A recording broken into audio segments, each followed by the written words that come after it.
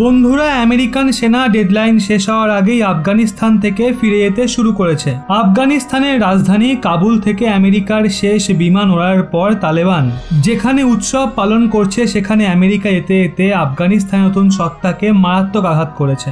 American সেনা দেশ ছাড়ার আগে কাবুল এয়ারপোর্টে বড় সংখ্যায় মজুত বিমান, সশস্ত্র যানবাহন, এমনকি হাইটেক রকেট ডিফেন্স সিস্টেমকেও ডিসেবল করে দিয়েছে। আমেরিকার সেন্ট্রাল কমান্ডের প্রমুখ জেনারেল কেনেথ ম্যাকেনজি বলেন, হামিদ কারজাই এয়ারপোর্টে মজুদ ৭৩টা বিমানকে সেনা ডিমিলিটারাইজড করে দিয়েছে, যার মানে এখনোই বিমান আর ব্যবহার করা যাবে না। এই বিমানগুলো আর কোনোদিনও উড়বে না, এগুলোকে কখনো কেউ সঞ্চালিত করতে পারবে না। উনি বলেন, 14 আগস্টে উদ্ধার অভিযান শুরু করার সময় আমেরিকা প্রায় ৬,০০০ সেনাকে কাবুল এয়ারপোর্টে মোতায়েন করেছিল। এই কারণে এয়ারপোর্টে ৭০টা এমআরএপি অস্ত্রবাহী যানবাহনকেও নষ্ট করে দেওয়া হয়েছে। এই ধরনের একটা যানবাহনের মূল্য প্রায় $10 লাখ। এছাড়া আরো অনেক যানবাহন ডিসেবল করে দেওয়া হয়েছে, যেগুলোকে এখন আর কেউ কখনো ব্যবহার করতে পারবে না। আফগানিস্তানে আমেরিকা রকেট, আর্টিলারি এবং অন্যান্য সিস্টেমও রিলিজ করেছে, যেগুলোর ব্যবহার এয়ারপোর্টকে রকেট হামলা থেকে বাঁচানোর জন্য করা হয়েছিল। এই সিস্টেমের কারণে ইসলামিক স্টেটের তরফ থেকে 5টা রকেট হামলা হওয়ার পরেও কাবুল এয়ারপোর্ট সুরক্ষিত ছিল।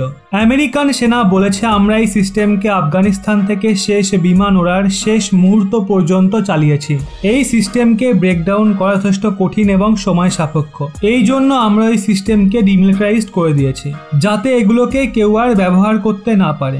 আমেরিকাও মঙ্গলবারের সময়সীমার আগে নিজের সেনাদেরকে ফিরিয়ে আনায় নজর দিয়েছে, যার সাথে এই যুদ্ধগ্রস্ত দেশে প্রায় 20 বছরের জন্য আমেরিকান সেনার অস্তিত্ব শেষ হয়ে গেছে।